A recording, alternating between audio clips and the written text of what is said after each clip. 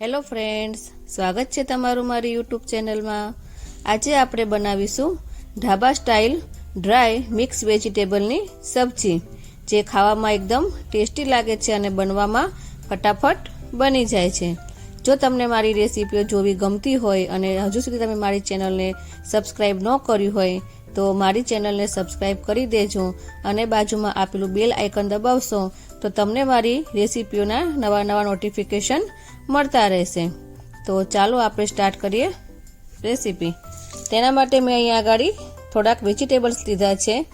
Flower, ગાજર, ટમેટા, વટાણા, બીન્સ, કેપ્સિકમ, ડુંગળી।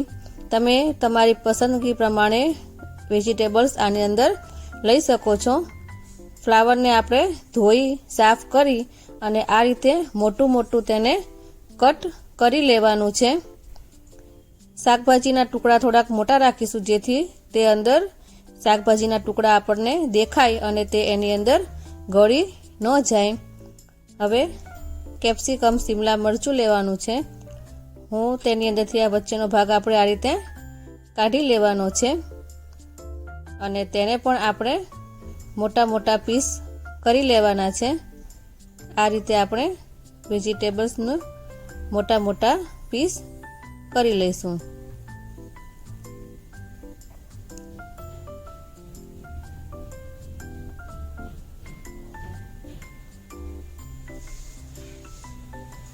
કેપ્સિકમ આપણું સુધારાઈ ગયું છે। આપણે અડધું કેપ્સિકમ જ લઈશું। હવે ગાજર લઈશું। ગાજરના પણ આપણે મોટા મોટા પીસ કરવાના છે। તમે વેજીટેબલ્સ તમારી ચોઈસ પ્રમાણે તેની અંદર એડ કરી શકો છો અને જો તમારી પાસે એકાદું વેજીટેબલ્સ ન હોય તો તમે તેને સ્કીપ પણ કરી શકો છો। આ રીતે શાક બનાવવામાં એકદમ ઇઝી છે, જે ફટાફટ બની જાય છે।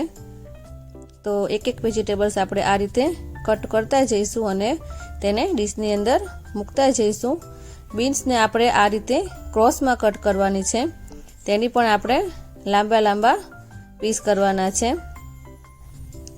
જો તમારી પાસે બીન્સ અવેલેબલ ન હોય તો તમે બીન્સને પણ સ્કીપ કરી શકો છો, પણ બીન્સથી આ વેજીટેબલ્સનો ટેસ્ટ એકદમ સરસ આવે છે।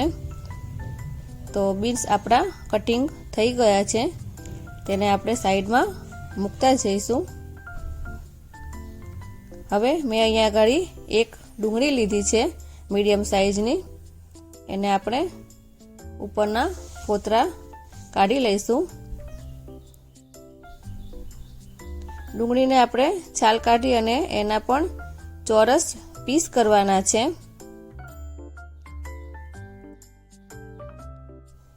આ રીતે તેના 4 ભાગ કરી લઈશું અને ઉપરનો જે ચોરસ ભાગ હોય એ આપણે તેનું ચોરસ પડ આપણે છૂટું કરી લેવાનું છે અને અંદરનો જે ભાગ છે એ આપણે સાઈડમાં રાખી દઈશું।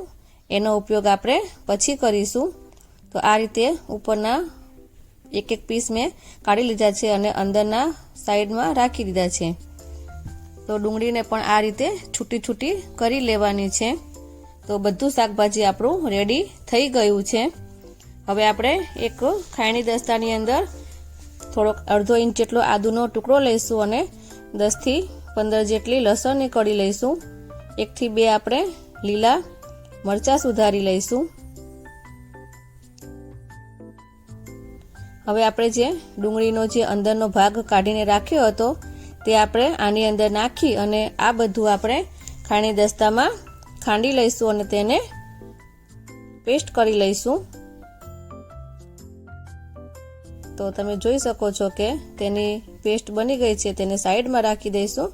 હવે આપણે વઘારની તૈયારી કરીશું। એક કડાઈ લઈશું અને તેની અંદર 3 થી 4 ટેબલસ્પૂન જેટલું તેલ લઈશું।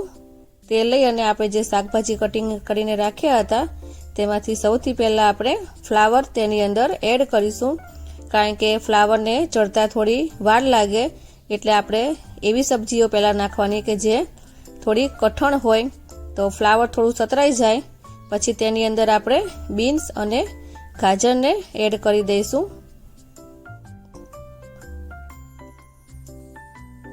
ગાજર અને બીન્સ અને ફ્લાવર થોડું સતળવા દઈશું આપણે। એ થોડું સતરાઈ જાય પછી છેલ્લે આપણે તેની અંદર કેપ્સિકમ અને ડુંગળીના જે પીસ કરીને રાખ્યા હતા તે એડ કરીશું, કારણ કે કેપ્સિકમ અને ડુંગળીને ચડતા વાર નથી લાગતી, કારણ કે ગાજર અને એ બધું ચડતા થોડી વાર લાગે. તો પહેલાં આપણે તેને સાતરી લેવાનું, થોડું ઘણું સતરાઈ જાય પછી બધા શાકભાજી એડ કરી અને થોડું આપણે હવે તેની અંદર પનીર એડ કરીશું. પનીરને તમે જો અલગથી સાતળવા માંગતા હોય તો તમે અલગથી પણ તેને સાતળી શકો છો. હું આની અંદર ભેગું જ નાખી દઈ છું. બધા શાકભાજી આપણા ચડી ગયા છે. તમે જોઈ શકો છો કે ફ્લાવર ને બધું આપણું એકદમ સરસ એવું કૂક થઈ ગયું છે.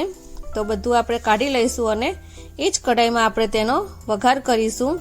તો તેની અંદર હું 2 થી 3 ટેબલસ્પૂન જેટલું તેલ લઉં છું. તેલ ગરમ થાય એટલે તેની અંદર આપણે જીરું નાખીશું.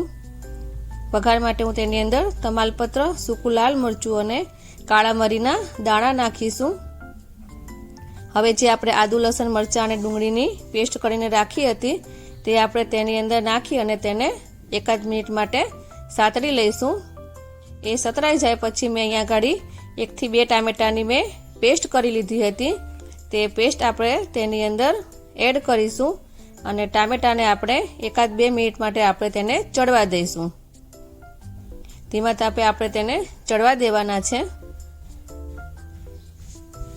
ટામેટા તમે જોઈ શકો છો કે આપણા સતરાઈ ગયા છે અને તેલ છૂટું પડી ગયું છે. હવે આપણે તેમાં મસાલા કરીશું. 1 ચમચી જેટલું આપણે લાલ મરચું પાવડર, અડધી ચમચી હળદર, 1 ચમચી ધાણા જીરું, થોડો આપણે ગરમ મસાલો નાખીશું અને થોડો આપણે અડધી ચમચી કિચન કિંગ મસાલો એડ કરીશું અને મસાલાને આપણે 1 મિનિટ માટે આપણે સાતળવા દઈશું. મસાલા પણ તેની અંદર સતરાઈ જાય પછી આપણે તેની અંદર થોડું ગરમ પાણી નાખીશું. હું અહીંયા આગળ વટાણા સાતળતા ભૂલી ગઈ હતી એટલે મેં અલગ પાણીથી મેં તેને બાફી લીધા હતા. તો એ જે વટાણા મેં ઉકાળ્યા હતા એ જ પાણી હું આની અંદર એડ કરું છું. તો તમે જોઈ શકો છો કે તેલ આપણું છૂટું થઈ ગયું છે અને હવે આપણે તેની અંદર જે આપણે શાકભાજી સાતળીને રાખ્યા હતા તે બધા શાકભાજી આપણે તેની અંદર એડ કરી દઈશું. આની અંદર પાણીનો રસો વધારે નથી નાખવાનો. હવે તેની અંદર આપણે વટાણા નાખીશું. તમે આની અંદર ફ્રોઝન વટાણા પણ એડ કરી શકો છો. થોડું આપણે મીઠું નાખીશું, કારણ કે અત્યાર સુધી આપણે મીઠાનો ઉપયોગ નહોતો કર્યો. મીઠું આપણે છેલ્લે જ નાખવાનું છે. તો સ્વાદ પ્રમાણે આપણે મીઠું નાખી અને બધું બરાબર મિક્સ કરી લેવાનું છે.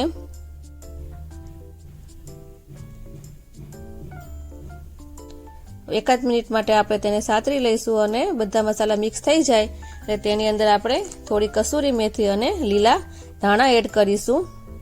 શાકભાજી આપણા ઓલરેડી ચડી ગયેલા જ છે એટલે આને વધારે પડતું આપણે કૂક કરવાની જરૂર નથી. બધા મસાલા અને બધું શાક થોડુંક મિક્સ થઈ જાય ત્યાં સુધી આપણે 1 મિનિટ માટે ખાલી તેને સાતળવાનું છે. તેલ આપણું છૂટું પડી ગયું છે. તો સબ્જી આપણી એકદમ સરસ મજાની રેડી થઈ ગઈ છે. તો તમે જોઈ શકો છો દેખાવમાં પણ કેટલી સરસ લાગે છે. હવે આપણે ગેસની ફ્લેમ બંધ કરી દઈશું. આ સબ્જીનો ટેસ્ટ એકદમ ઢાબામાં મળે એના જેવો જ એકદમ આવે છે. તો તમે એકવાર આ રેસીપી ઘરે જરૂરથી ટ્રાય કરજો. તમને મારી આ વિડીયો કેવો લાગ્યો અને મારી રેસીપી કેવી લાગી મને કમેન્ટ બોક્સમાં જરૂરથી જણાવજો. જો તમને મારો વિડીયો ગમ્યો હોય તો મારા વિડીયોને લાઈક કરી, શેર કરી અને મારી ચેનલને સબસ્ક્રાઈબ કરી દેજો. તો ફરી મળીશું આપણે નવા વિડીયો સાથે. Thanks for watching.